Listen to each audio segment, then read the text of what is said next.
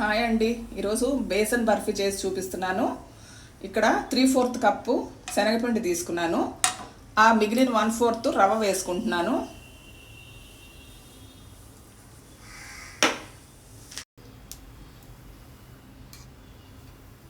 ఇక్కడ ఒక 3 టేబుల్ స్పూన్ల నెయ్యి తీసుకున్నాను. ఇది ప్యూర్ ఆవు నెయ్యి.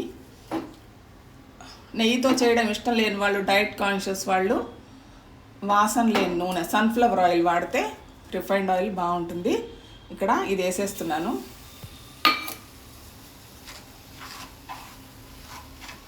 కలర్ మారేదాకా, పచ్చి వాసన పోయేదాకా వేయించుకుందాము.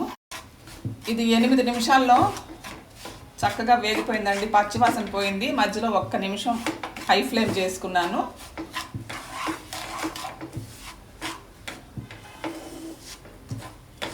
ఇక్కడ 2 కప్పుల నీళ్లు 2-3 యాలక్కాయలతో కలిపి బాయిల్ చేసుకున్నాను.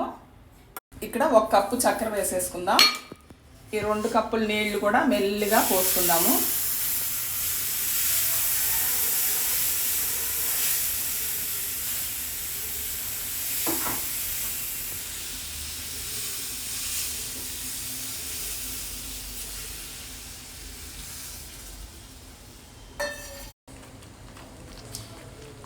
ఇది ఉడుకు పట్టింది.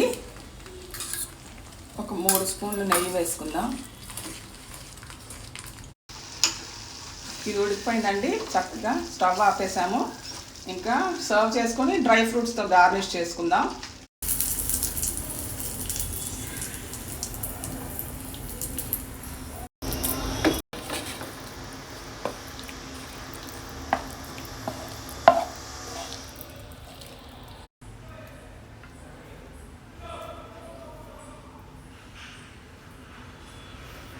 అంతేనండి, చాలా టేస్టీగా ఉండే బేసన్ హల్వా రెడీ అయిపోయింది. శనగపిండితో చాలా బాగుంటుంది. ట్రై చేయండి. మామూలు హల్వాల కన్నా బాగుంటుంది.